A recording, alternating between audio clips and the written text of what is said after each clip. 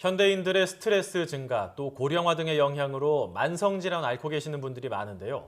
이 경우에는 지속적으로 약을 복용하게 됩니다. 그런데 다른 증세가 있어서 한 번에 약을 2가지 이상 복용하게 될 경우 약효가 떨어지거나 또 부작용을 일으켜서 오히려 위험할 수도 있다고 하는데요. 네, 보다 자세한 내용 대한약물역학위회 관리학회 총무이사를 맡고 계신 경의료원 약제본부 최혁재 팀장 연결해서 알아보겠습니다. 안녕하십니까? 네, 안녕하십니까? 네, 반갑습니다. 우리가 이제 아프게 되면요, 여러 가지 증상이 나타나지 않습니까? 네네. 그럴 때 약을 좀 여러 가지 함께 먹게 되는데 이럴 때 좀 좋지 않은 위험한 약이 있다고 합니다. 이런 약들을 병용 금기 약물이라고 부르는 게 맞나요?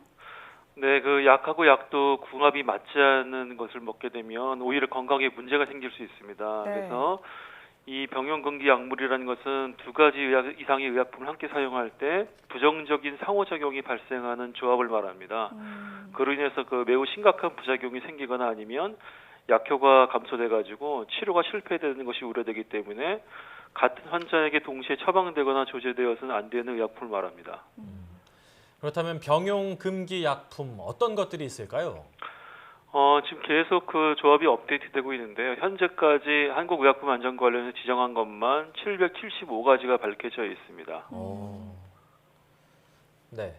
계속해서 추가적으로 좀 더 구체적으로 설명을 해주실 수 있을까요? 네네. 그 병용금기약으로 사실상 그 가끔씩 아플 때만 먹는 약보다 오랫동안 먹어야 하는 약에서 경우가 자주 발생하는데요.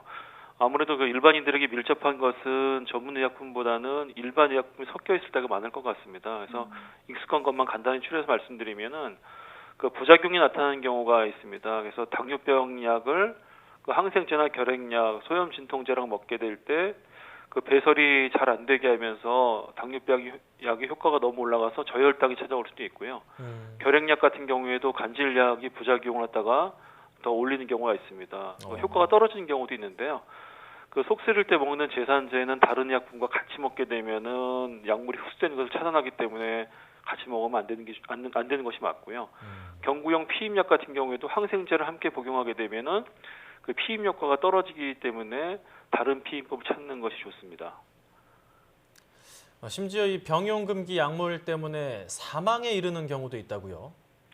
네네. 그 사실 이 병용금기 약물이 그 표면 위로 주제가 떠오르기 전에는 아마 이 잘못된 조합으로 인해 가지고 사망한 사람들이 꽤 있었을 것입니다. 그런데 그 수년 전에 국내에서 한 젊은 여성이 그 무좀이 굉장히 심해서 무좀약을 먹고 있었습니다. 근데 여성에게는 이게 드러내고 싶지 않은 비밀이다 보니까 얘기를 하지 않고 혼자 먹다가 어느 날 그 콧물 감기 때문에 알레르기 약을 처방받아서 둘을 같이 먹고 잔 적이 있습니다. 근데 다음 날 아침에 그 심장마비로 사망한 채 발견된 사건이 있었습니다. 그러니까 무좀약이 알레르기 약이 분해되고 배설되는 것을 억제하는 바람에 알레르기 약의 농도가 너무 높아져가지고요. 그 치명적인 심장마비라는 부작용이 찾아왔던 것이죠. 그래서 이 사건이 병용금기 약물의 문제를 속히 해결해야겠다는 관계자들의 동기를 촉발했던 사건이기도 합니다. 네. 심지어 이 사망에까지 이를 수 있다고 하니까 굉장히 좀 심각한데 우리가 좀 몸이 안 좋으면 스스로 판단해서 약을 여러 가지 함께 복용하는 사례도 많은데 굉장히 좀 조심해야 할 것 같다는 생각이 드는데요. 네네. 네, 그렇다면 이 2가지 약을 함께 먹었을 때 우리 몸에 좋지 않은 이유는 무엇일까요?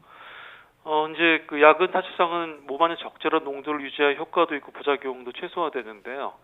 이 병용금기 약물은 그 서로 각자가 이제 그 분해되고 배설되는 효소에 영향을 주게 됩니다. 그래서 상대방이 분해되는 효소를 갖다가 과도하게 작용하도록 하게 되면은 그 상대방의 약물이 너무 빨리 분해돼가 효과가 떨어지는 거고요. 아니면 거꾸로 그 효소를 억제하는 경우도 있습니다. 그렇게 되면은 그 같이 먹었던 약물이 너무 농도가 높아져가지고 부작용이 생기는 거죠. 그래서 이걸 약물 상호작용이라고 부릅니다. 약효가 더 세지는 경우도 있고 약효가 너무 약해져서 부작용이 생기는 경우도 있다. 이제 이렇게 말씀을 해주셨는데 네네. 이런 함께 먹으면 이제 위험한 약물들 환자가 개인적으로 노력을 해야 되기는 하겠지만 사실 전문성 문제 때문에 좀 어려운 문제들이 많지 않습니까? 예, 그렇죠. 제도적인 보완이 좀 필요할 것 같은데 이를 위해서 여러 가지 노력을 기울이고 있다고요. 네, 그 국내에서는 이제 한국의약품안전관리하고 건강보험심사평가원이 주도를 해가지고요. 계속적으로 조합을 업데이트해서 그 의학 전문가에 알려주고 있습니다. 그래서 처방 단계에서 이제 만약에 2가지 약물이 같이 처방될 경우에는 팜업이 뜨는 서비스도 제공되고 있고요. 이것을 의약품 안심 서비스 또는 DUR이라고 합니다. 사람들은 사실 인종이나 성별 또는 뭐 앓고 있는 질환이나 체질에 따라서 다 분해 능력이 틀리기 때문에 국내인들에게 적합한 의약품 안심 서비스를 계속 개발하고 있는 중인 거죠. 네, 그렇군요. 네. 특히 또 좀 연세가 있으신 분들 같은 경우에는 더 약을 많이 복용하게 되는데 이런 분들을 위해서도 여러 가지 좀 우리가 제도적으로 노력하고 있는 게 있습니까? 일단은 초고령화 사회로 우리나라가 가고 있기 때문에 한 번에 뭐 심지어는 10가지 이상의 약물을 드시는 분도 있습니다. 네. 그래서 이런 경우에는 특히나 위험도가 높기 때문에 이 의약품 안심 서비스를 통해 가지고 가능한 한 의약품을 최소화해서 복용할 수 있도록 계속적으로 지금 현장에서는 그런 노력들이 지금 집중되고 있는 것을 알고 있습니다. 네, 뭐 가정에 있는 약이 내 몸에 좋은가 좋지 않은가를 좀 미리 알아볼 수 있다면 미리 좀 예방할 수 있는 좋은 방법이 될 것 같은데 쉽게 알아볼 수 있는 방법이 따로 있을까요? 네, 얼마든지 가능합니다. 건강보험심사평가 홈페이지 들어가면은 내가 먹는 약 한 번에 하라는 코너가 있습니다. 거기서 인증 절차를 거치면 간단하게 확인할 수 있고요. 스마트폰 앱에서도 확인이 가능합니다. 근데 뭐 가장 또 기본적인 것이라면은 진료를 받는 병원에서 의사한테 처방받을 때나 아니면 약국에서 약을 구입할 때 문의하면은 그 자리에서 쉽게 알아볼 수 있습니다. 네. 이제 약을 동시에 먹었을 때 안 좋은 이야기를 하고 있는데 혹시 어떤 약과 궁합이 안 맞는 음식 같은 것도 따로 있을까요? 있죠. 음식 같은 것도 궁합이 있기 때문에 특히나 우리가 많이 먹는 음식 같은 경우에는 뭐 우유나 홍차, 뭐 커피 같은 것들도 있죠. 근데 이런 약들은 대부분의 약을 갖다가 이제 흡착시켜서 이제 배출을 시켜버리기 때문에 약의 효과가 많이 떨어지게 됩니다. 그래서 이런 것들을 먹을 때는 1시간 정도 간격을 두는 것이 맞는 거죠. 자, 그렇다면 이제 병용 금기 약물 잘못 복용하지 않기 위해 상당히 많은 노력이 필요할 것 같은데요. 우리 생활 속에서 지킬 수 있는 생활 습관 이런 것들이 있다면 좀 소개를 해주시죠. 사실 기본적인 겁니다. 왜냐하면 우리가 전자제품을 살 때도 설명서부터 읽어보게 되는데요.